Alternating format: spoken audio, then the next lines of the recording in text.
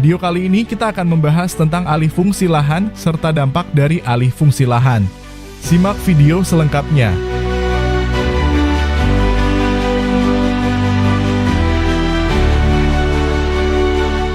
Alih fungsi lahan adalah proses perubahan penggunaan lahan dari satu bentuk ke bentuk lain yang berbeda.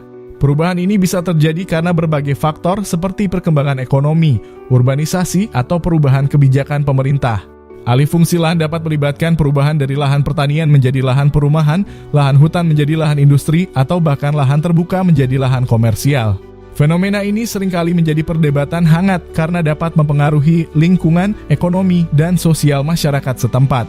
Salah satu contoh yang sering terjadi adalah alih fungsi lahan pertanian menjadi lahan perumahan. Hal ini biasanya terjadi di daerah perkotaan yang mengalami pertumbuhan penduduk yang pesat. Lahan pertanian yang dulunya subur dan produktif digusur untuk kepentingan pembangunan perumahan. Dampak dari alih fungsi lahan ini bisa sangat signifikan, terutama bagi para petani yang kehilangan sumber penghasilan mereka. Selain itu, kehilangan lahan pertanian juga dapat berdampak pada ketahanan pangan suatu daerah. Alih fungsi lahan juga dapat terjadi dari lahan hutan menjadi lahan industri. Penebangan hutan untuk keperluan industri seperti pabrik atau perkebunan seringkali menimbulkan dampak negatif terhadap lingkungan.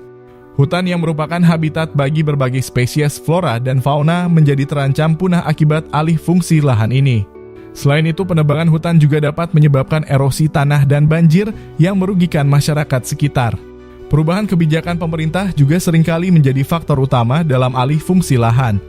Misalnya, pemerintah mengeluarkan kebijakan untuk mengembangkan pariwisata di suatu daerah yang sebelumnya merupakan lahan pertanian.